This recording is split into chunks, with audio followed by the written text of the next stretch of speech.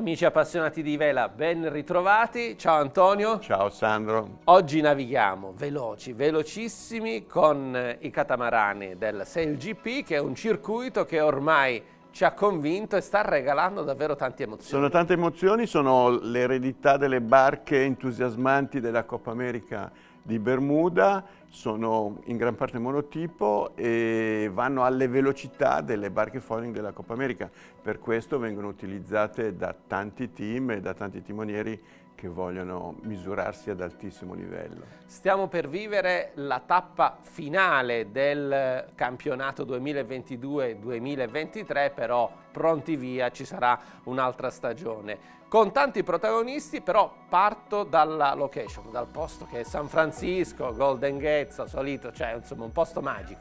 Beh, c'è la magia di San Francisco, è sempre quella, una baia chiusa con tanto vento e i protagonisti trovano le condizioni ideali anche per il foiling. Non a caso è la sede della Coppa America del 2013 che ha lanciato tanti di questi protagonisti, uno tra tutti Tom Slingsby, che è salito su Oracle assieme a Ben Ainslie. James Pitt li ha voluti a bordo e sono serviti al comeback, alla rinascita del team americano che poi ha battuto New Zealand. È bello trovare le diverse nazioni, la Francia, la Gran Bretagna, l'Australia, con protagonisti super titolati come Jimmy Spithill, come Ben Ainslie, come Quentin Delapierre, che sta andando benissimo con l'equipaggio francese, e poi tu hai citato Slingsby perché probabilmente in questo momento è il personaggio catalizzatore di questo circuito. Beh, è sicuramente un grande protagonista, inutile dirlo, un grande campione, ha vinto la medaglia d'oro in laser alle Olimpiadi di Londra, poi la sede delle regate era in Cornovaglia. È il timoniere di riferimento in questo momento, perché a quell'età non è vecchio, non è giovane, ha l'esperienza, ha i riflessi, un omone di 1,90 m. Siamo pronti, prontissimi. Secondo me Slingsby assieme a Ben Ainslie può essere tra i protagonisti. Sono senz'altro tra i protagonisti. Slingsby corre anche a casa, nel senso che lui è timoniere di American Magic e quindi ha già vinto 2 volte e quindi magari punta al tris. Grazie Antonio, buon vento, andiamo in regata. The Spirit of Yachting. Un programma in collaborazione con Rolex. Oh yeah, it is a little better. Ah, nice. That's the coolest part. Seems more professional than normal. Well, actually, Ben Ainslie. Oh no, you're not Tom Slingsby. Slingsby. Clack, clack, clack. So what's this one called?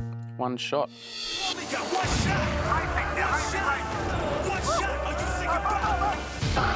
Full on. Tight battles. Pretty wild. Unpredictable. Intense. Loose. SailGP. Season 3, one shot. Think we've got a good shot at it. Just one shot. One shot to take it all.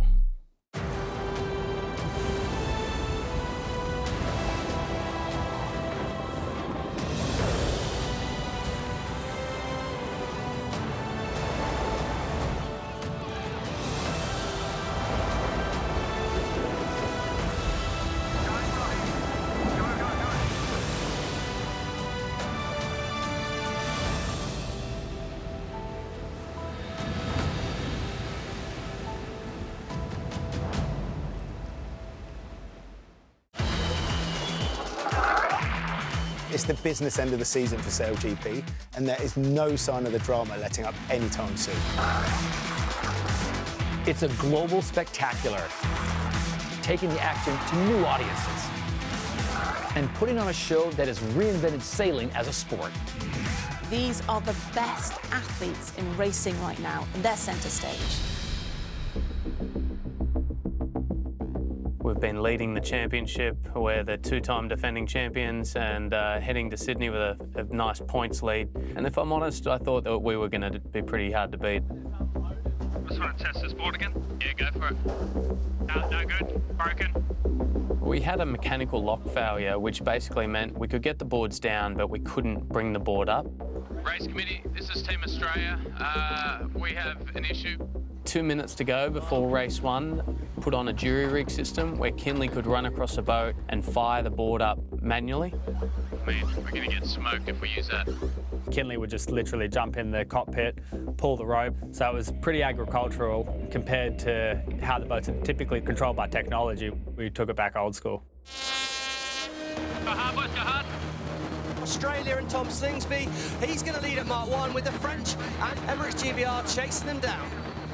We started the race, we got away well, we got the board up, we're in first place, we're out to a nice lead, everything was going great, and then we were just wondering, was it going to fail? Board down. Damn it. The Australian boat are off the foils. They're struggling to get the board down. These guys are going to be right on us. I would like to think that we can be hit with some adversity and just take it on, but we had no other option, we just had to get on with it. Full speed here. A windy day and a lot of action. It's Emirates GBR. Someone's overboard, Todd! Someone's overboard! Front of the boat. Got a man in the water. Stopping. Slowing up.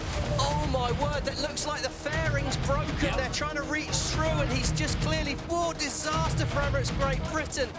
Matt Gottrell overboard. Initially, I was really concerned because he was getting bashed around a lot.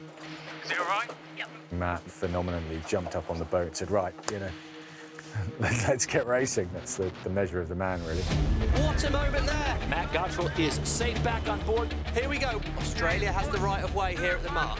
Holding on. The Aussies can't get that border. Oh my lord, the boat jumps out of the water. And Big look at the moment. Americans on the inside. Oh, my board up button doesn't work.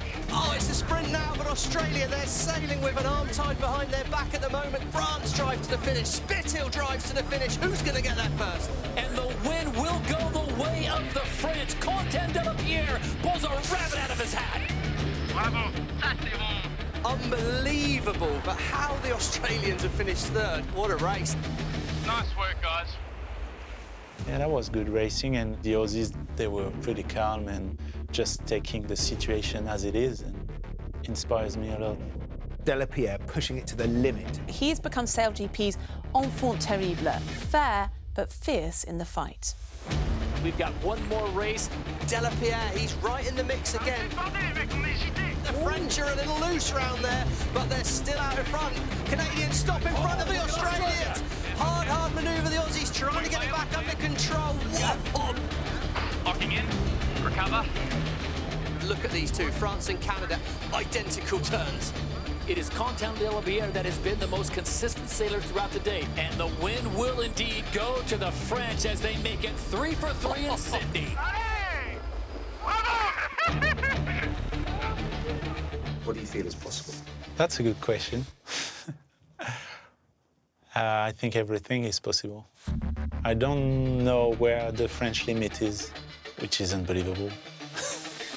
As France closed out day one of Sydney after an emphatic 3 wins from 3 races, near hurricane-force winds ripped through the team bases, causing significant damage and preventing any further racing taking place.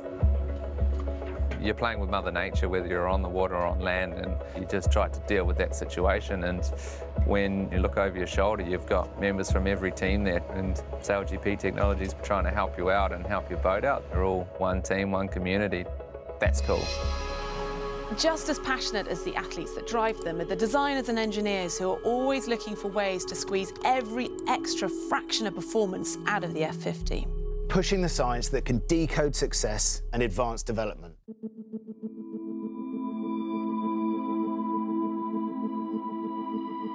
The role of the design team, it's really to keep the F50 evolving. It's really all about team effort, bringing different talent in different aspects, structures, composite, fluid dynamics, aerodynamics, control system. It's far more complex than people can grasp. You only see the pretty picture and you only see the boats in the water, but for that to happen, there's a lot of work from a lot of people. The science of sailing is a dance of opposing forces. We've got aerodynamic forces coming from either a sail or a wing sail, and we've got hydrodynamic forces coming from our rudders and our hydrofoils. The new hydrofoil design for the F50s will not be an L shape like our current design, but actually in the shape of a T. The new geometry shifts the center of effort of the foil outboard, which allows us to reduce the downforce in the rudders and power on the wing using less drag. So these new generation of hydrofoils, they're going to really unleash better performance and better controllability.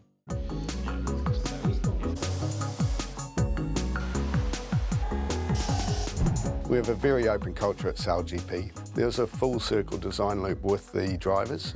We've got new rudders coming onto season 4, and the drivers asked for a little bit more additional length to have greater control in the bigger waves. We have 9 skippers, 9 teams, all providing us information. Formula One cars have one team that they can collect data from, but we have 9 sets of inputs. The last decade, it's been a quantum leap in terms of where the sport's gone, when we're literally pilots out there. With constant upgrades to foils, to wings, to hydraulic, electronic systems, it's only going to improve. Man, incredible pieces of machinery that look more like spacecraft than boats. Kia ora, SailGP comes to New Zealand for the first time. All clear there for me, and it's going to be Australia in a brilliant position down towards the bottom end, but the fastest boat on the course at the moment is New Zealand. Australia and New Zealand, the Southern Hemisphere's ultimate sporting rivalry. Watching Aussie behind. I got eyes on us. Whenever we race the Australians, it's always, it's big. You can feel it in the crowd, actually, the people cheering for us to beat them. Are we across Kiwis? We could have a shot at them. Yeah, as Aussies, of course, we want to just take it to the Kiwis on their home turf. You could tell they wanted it, and you could tell we wanted to beat them even more. And look at the Kiwis and the Aussies. Who's going to blink first? If they get an overlap here, the Kiwis are going to have to keep clear. Oh, it was an aggressive move, but a big mistake. What happened there? Pressing. Massive advantage for Burling and New Zealand. Just maybe, Burling is starting to get into the skin of Slingsby. The Kiwis have control of this one. They're leading over 250 meters over the Australians. And right now, it's a beautiful picture for the New Zealand boat as they're going to bring it home. Yeah, we had an awesome battle with Australia. Really gets the crowd riled up. Yeah, the team with the target on their back a lot of the time, and it's always nice to get one up on them. So here we go, the final at the Sail Grand Prix, Christchurch. Canada's Phil Robertson, he's in a big one now with the New Zealand team and the Australians. This is the last chance for New Zealand and Australia to land a punch on each other before the grand final in San Fran. Can Canada come and spoil the party? Phil Robertson, Canada's driver, but born and raised in New Zealand. What would it mean to beat Pete Burling and his Kiwi crew in their own backyard? Canada are well positioned, but New Zealand are coming in hot. Watch for the line to turn white. Can New Zealand be fast enough? They've got to keep clear of Australia, and Canada are hanging on the inside. It was a dogfight, and I'm a bit of a scrapper, so I don't mind when it gets tight and tough like that. Right, let's spoil the Kiwi party, boys. Here we go. Great manoeuvre by the Canadians, but so tight. Canada have done a brilliant job of hanging in. They're going so fast on that boat. Fast boat out of this. And it's Canada cutting in front, and it'll be a right-hand turn. And how about this? A little history made in Christchurch as Phil Robertson will steer Canada to their first SailGP victory. Oh, what a job by the Canadians. How good. Unreal feeling. Oh, let's go see Mum and Dad up in the crowd. You win your first event as a squad in your first season, it's huge for the team. But in terms of victories in my career, that is up there in the top 3 for sure. The Canadian SailGP team! Probably what people don't see is the difference of having a coach in an F50 team. For us, it's Joe Glanfield. You miss so much in the moment. A coach is just another set of eyes. Are you having to focus low on the course? Like the designers and engineers who lurk in the shadows, the coaches also try to decode success out on the racetrack and navigate their teams to the top. Canada were in with the first boat in. Well, Rob and I have known each other since we were kids. You know, we used to race together in Optimus a long time ago. Ben was like, you know, this up-and-coming rock star in the Oppies. You could see he was a talent coming up all the time, you know. He was so motivated, he'd worked so hard. I'd imagine being my coach is a bloody nightmare. I'm pretty strong-minded in terms of what I want to do, but I'd like to think I'm open enough. I don't know, you'd have to ask Rob what he thinks. Ben is open to feedback, but you can't pussyfoot around. You know, it's not just Ben. We've got a really strong group of sailors, and it's making sure that we get the most out of that bunch of sailors. It's been a difficult season for us. We've had our issues, but we're still in the hunt and we want to win it. Non sono piloti, anche se sanno domare la gravità, usando la forza del vento. Non sono scienziati, eppure conoscono bene la fisica degli elementi, la formula della velocità o la chimica tra i membri dell'equipaggio. Non sono pionieri, anche se testano sul campo gli strumenti più sofisticati offerti dalla tecnologia, spingendo oltre i limiti un'arte che è stata perfezionata in oltre 6.000 anni di storia. E non sono nemmeno sognatori, eccezion fatta per la loro profonda convinzione che chi ci crede davvero riesce a volare. Benvenuti al campionato mondiale SailGP.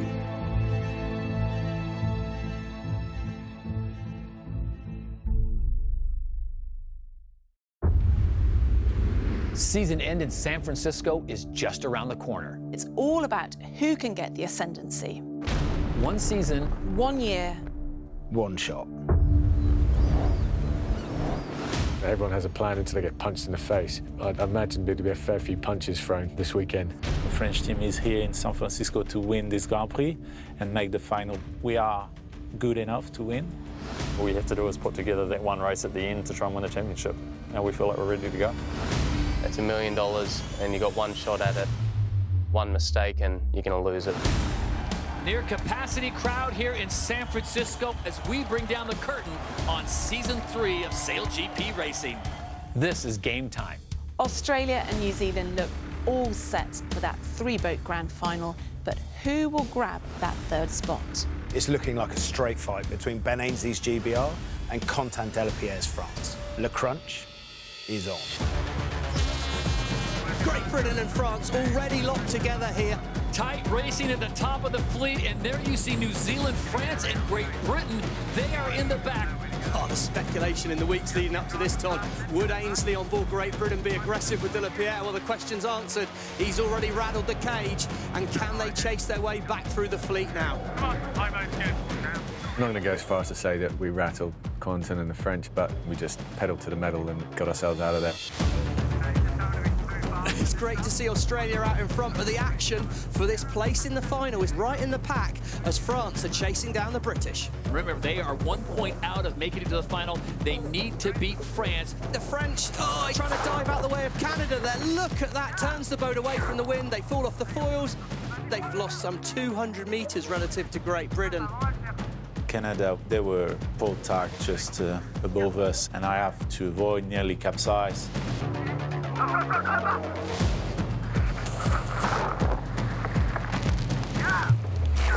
Yeah, it just destroyed our first race. So disappointing moment and scary also.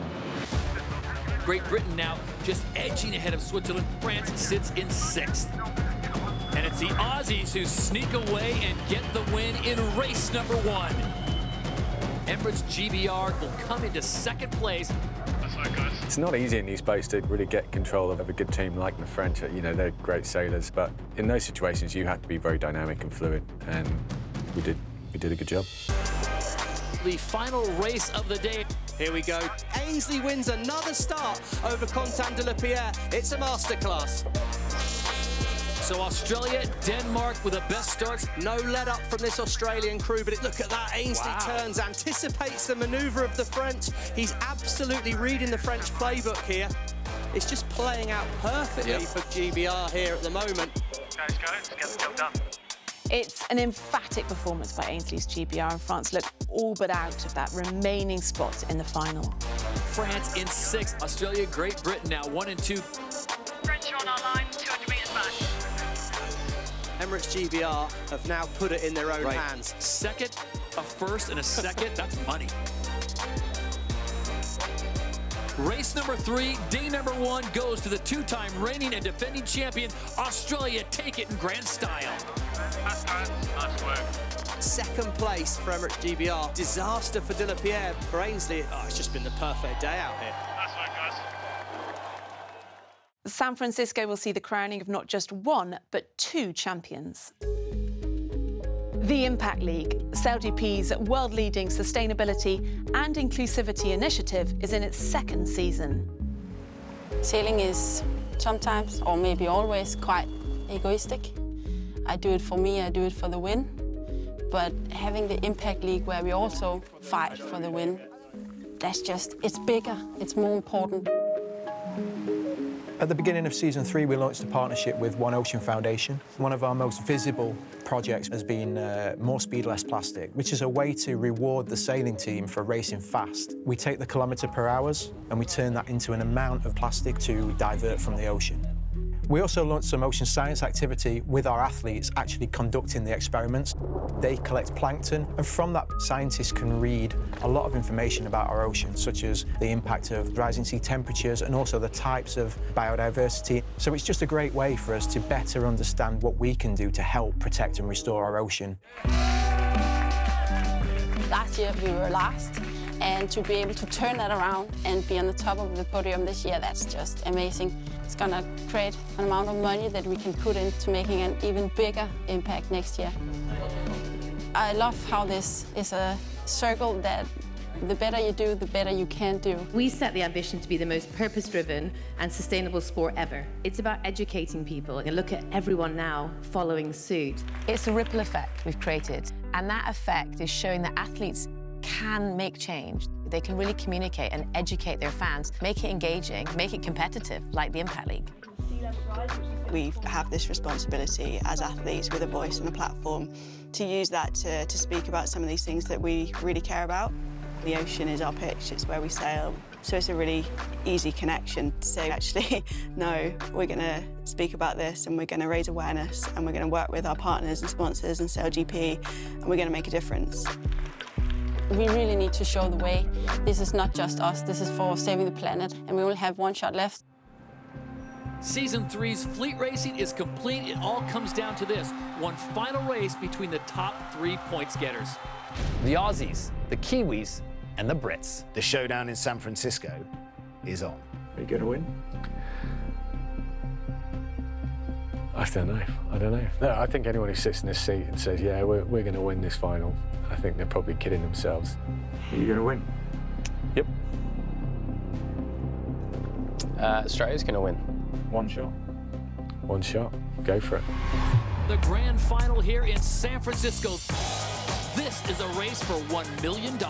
Aggressive from Slingsby, dives across, looking for that inside position. They're going to be fighting back to the line. Watch out. Ainslie's hooked. Ainslie's going to be slow and driven off out the back on board Great Britain at the moment. So aggressive from Slingsby. I think the best two starts are going to be New Zealand and Australia. The hunter becomes the hunted. Ainslie's GBR locked in the sights of Slingsby's Australia. We go in the $1 million race here in San Francisco. Australia and New Zealand with a slightly faster angle to Mark 1, but Slingsby's going to be holding on the inside. Ainslie's got work to do on board Great Britain. So with just 3 boats out on the bay, the battle is on. Mark number 1, it's Australia and New Zealand as the old rivals get together one more time. New Zealand must keep clear. Slingsby's aggressive. This is an opportunity for Ainslie. Ainslie will be back in the race here at Mark 1. The game plan was to be ahead at Mark 1, but being behind. Then you start thinking about, OK, well, how do I get some separation from the leaders here without taking too much risk that you just completely lose touch? And we did a reasonably good job of that. Still in this, guys. Gate 3. Great Britain sits in second, and New Zealand opts to go inshore. One mistake and this final could flip on its head. The British here on 7. Look at this. The Kiwis have now moved into second place ahead of Great Britain. GBR, they've dropped off. The Kiwis are fast. Crucial move here is Burling is taking the left turn at the bottom, and it's now a strategist game. Your gains and losses can be massive at times. All it would really take is a couple of good shifts and we'd be right back in the hunt. I think at that point we kind of knew we were close enough that it would only take one mistake and we'd be right on them. the New Zealand boat needs to throw manoeuvres at Australia and try and make another mistake on that Australian boat. What's Burling got up his sleeve? Just one more spin of the wheel, and Burling is betting everything on black. Kiwis in second place, and look at this, Australia puts it down. Struggling here. Oh my lord, he's off the foils. This has given New Zealand a chance. Press hard. We were coming at him pretty quickly. We had a huge speed difference and, you know, we're falling and he wasn't. It's slow. Advantage New Zealand here. This could go to the wide. Come out too hard. The bad thoughts were rushing in. Ah, come on. I did remember thinking, I can't believe you're going to lose this. Gotta get going. Australia have got to keep clear here. New Zealand stay on the foils. What do Australia do? They're going to struggle to stay foiling. What's the lap? Coming down hard. You've led the whole year, and you're going to lose in the last 10 seconds. On the inside, it's New Zealand. New Zealand, if they could get over that. Wow, no. Slingsby holds on. He leads at Mark 5. Oh. I knew we don't have to do better than them right now. We just need to do enough to get across the line. It is an absolute drag race for $1 million. The two-time reigning and defending champions. They can see the finish line. The checkered flag is there. The Kiwis are going to run out of water. The Australian dynasty is still intact, and the three-peat is now complete.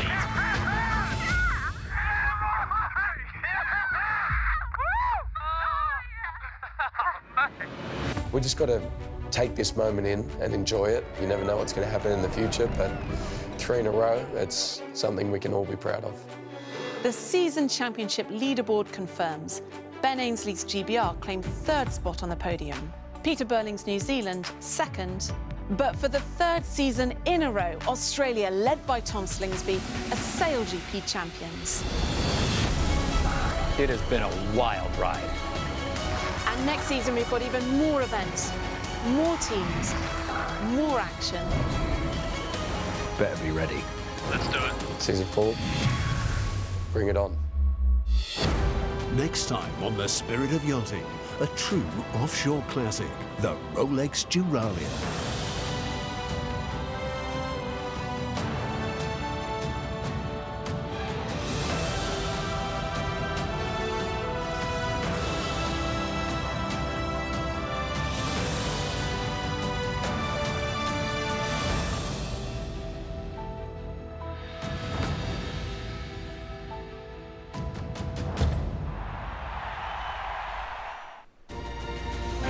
The Spirit of Yachting. Un programma in collaborazione con Rolex.